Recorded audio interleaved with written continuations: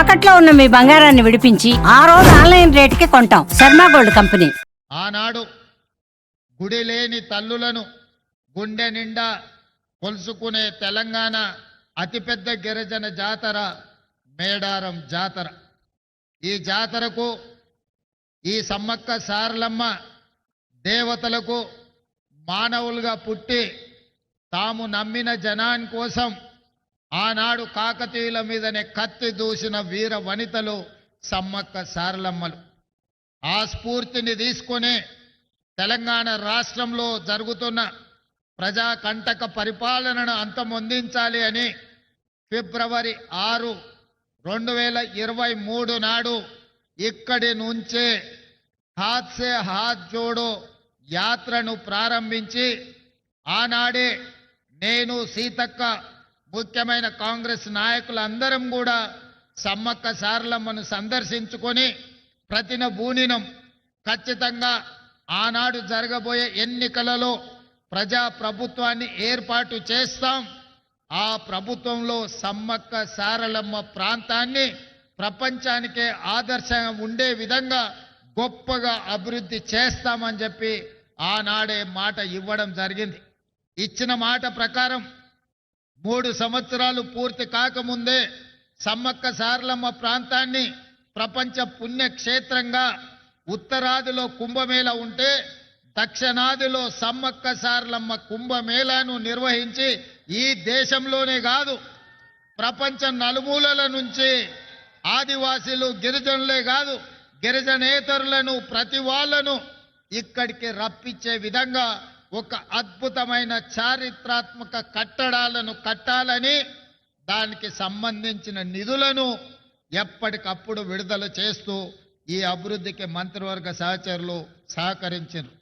దేవాదాయ ధర్మాదాయ శాఖ మంత్రిగా శ్రీమతి కొండా సురేఖమ్మ ఈ జిల్లా నుంచే ఉమ్మడి వరంగల్ జిల్లా నుంచే ప్రాతినిధ్యం వహించడము, అదేవిధంగా ములుగు శాసనసభ నియోజకవర్గం నుంచి మా సోదరిమణి మా ఇంటి ఆడబిడ్డ సీతక్క ప్రాతినిధ్యం వహించడము, ఈనాడు 2 ఆడబిడ్డలు తల్లి బిడ్డలైన సమ్మక్క సారలమ్మ జాతరకు గొప్పగా ఏర్పాట్లు చేయడం నిజంగా యాదృచ్ఛికమేమో కానీ ఇది దైవాపేక్ష అని నేను భావిస్తున్నా. 2 ఆడబిడ్డల నేతృత్వంలో ఈ జాతరకు అద్భుతమైన ఏర్పాట్లు చేసే అవకాశం దేవుడు నాకు మా సోదరిమణులకు ఇచ్చిండ్రు. ఇది అరుదైన సందర్భము, ఇది ఒక అద్భుతమైన సన్నివేశం. అదేవిధంగా ఈ కార్యక్రమాన్ని ఇక్కడికే వచ్చి ఆర్కిటెక్ట్స్ తోని ఇతర ఇంజనీరింగ్ నిపుణులతో మాట్లాడినప్పుడు 100 రోజుల్లో పూర్తి చెయ్యాలి అని అంటే అందరూ ఆశ్చర్యపోయిండ్రు. ఆ రోజు వరంగల్ జిల్లా ఇన్ఛార్జ్ మంత్రి శ్రీనివాసరెడ్డి గారికి నేను ఒక మాట చెప్పిన, ఏది ఏమైనా 600 అక్కడి సూర్యుడు ఇక్కడ ఉదయించిన జనవరి 28 తారీఖు జాతర ప్రారంభమయ్యే లోపల ఇక్కడ పనులు పూర్తి చెయ్యాలి. నువ్వు ఏమి చేస్తావో నాకు తెలియదు, అది మీదే బాధ్యత అని పొంగులేటి శ్రీనివాసరెడ్డి గారికి బాధ్యత అప్పచెప్పిన. ఇక ఆ రోజు నుంచి వారు వెనుదిరిగి చూడలే. ఎంతో మందికి నిష్ఠూర్కమైనా కూడా ఈయనే కూర్చొని ప్రతి సందర్భంలో ఈ పనులను పర్యవేక్షించుకుంటూ ముందుకు తీసుకెళ్ళారు. వారితో పాటు ఆర్థిక మంత్రి గారు కూడా మిగతా సందర్భాలలో వారు కొంచెము ఖజానాకు గట్టిగా ఇట్లా పిడికిట్లో పట్టుకుంటారు. ఈ విషయంలో మాత్రం అడిగిన వెంటనే ఎంత కావాలంటే అంత, అవసరమైతే ఇంకేమైనా కావాలన్నా తీసుకోండి, ఎట్టి పరిస్థితుల్లో జనవరి 28 తారీఖు లోపల అన్ని పనులను పూర్తి చెయ్యాలని పెద్ద మనసుతోని ఖజానాలో నుంచి నిధులిచ్చి ఈరోజు ఈ అద్భుతమైన సన్నివేశానికి సహకరించినందుకు వారికి కూడా నేను ప్రత్యేకమైన కృతజ్ఞతలు తెలియజేస్తున్నా. మిత్రులారా, ప్రతి మనిషి 50 ఏళ్ళు 60 ఏళ్ళు 100 ఏళ్ళు జీవిస్తాడు. కానీ అతను మరణించిన రోజు అతని కుటుంబ సభ్యులు కానీ అతనికి తెలిసిన వాళ్ళు కానీ అతను జీవిత కాలంలో ఏమైనా ప్రజలకు ఉపయోగపడే పని చేసిండా అని వెనుదిరిగి చూసుకుంటే చాలా మంది జీవితాలలో శూన్యం కనిపిస్తుంది. కానీ నాకు ఒకవేళ ఏ రోజైనా మరణం అంటూ వస్తే ఆ రోజు వెనక్కి తిరిగి చూసుకున్నప్పుడు సమ్మక్క సారలమ్మ జాతరకు అద్భుతమైన ఏర్పాట్లు చేసి గిరిజనులకే కాదు గిరిజనేతర సోదరులకు కూడా ఒక మంచి పుణ్యక్షేత్రాన్ని అందించిన అనే సంతృప్తి మిగులుతుంది. ఇది అరుదైన అవకాశం.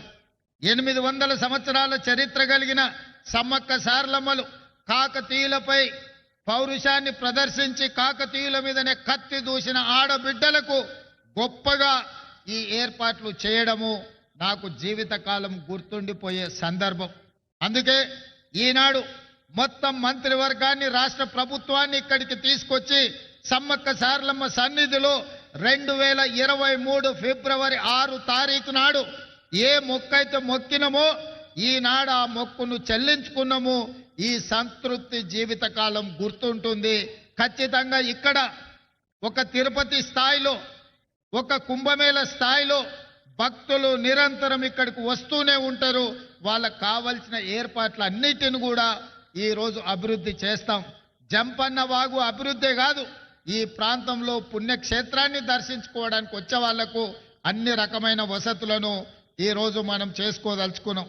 అదేవిధంగా రామప్ప నుండి లక్కవరం వరకు పైప్ లైన్తో జంపన్న వాగులో నిరంతరం నీళ్లు ఇస్తాం.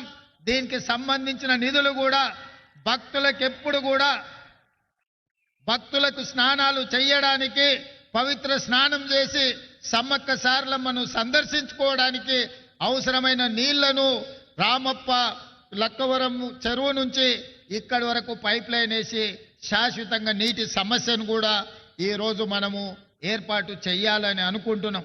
అందుకే మిత్రులారా, ఎవరేమనుకున్నా నాకేమి బాధ లేదు. ఒక మంచి పని చేసినప్పుడు మిగిలే సంతృప్తి అన్నిటికంటే మించింది. అందుకే ఈనాడు ఇంత ఆలస్యమైన వేలాది మంది ఈరోజు ఇక్కడ ఎదురు చూస్తున్నారు అని అంటే ఒక మంచి పని చేసినందుకు మీరందరూ ఆశీర్వదించడానికి వచ్చిండ్రు అని నేను భావిస్తున్నా. రేపు ఉదయం సమ్మక్క సారలమ్మ గుడిని ప్రారంభించుకొని భక్తులకు అంకితం చేస్తాం. ఇంకా ఉన్న పనులన్నిటిని కూడా తొందరలోనే పూర్తి చేసి నిరంతరం ప్రతి సంవత్సరం ఇక్కడికి కోట్లాది మంది భక్తులు వచ్చే విధంగా ఈ ప్రాంతాన్ని అభివృద్ధి చేస్తాం. తప్పకుండా మా గిరిజన అదే విధంగా ఆదివాసీ శాసనసభ్యులతో పాటు గిరిజనేతర మంత్రులందరూ కూడా ఈనాడు సమ్మక్క సారలమ్మ పౌరుషాన్ని నింపుకొని ప్రజా పాలనను పేదలకు అందించి పేదలను ఆదుకునే సంక్షేమ అభివృద్ధిని ఈ రాష్ట్రాన్ని ముందు బాగానే ఉండి నడిపిస్తున్నందుకు వారందరికీ మనస్ఫూర్తిగా ధన్యవాదాలు తెలియజేస్తూ, ఇంత ఆలస్యమైన ఇన్ని వేలాది మంది ఇక్కడ ఉండి అదే విధంగా మా ఆదివాసీ కళాకారులందరూ కూడా మమ్మల్ని అందరినీ వాళ్ళ నైపుణ్యాన్ని ప్రదర్శించినందుకు కళాకారులను కూడా మనస్ఫూర్తిగా అభినందిస్తూ మీ అందరి దగ్గర సెలవు తీసుకుంటున్న ధన్యవాదాలు మిత్రులారా.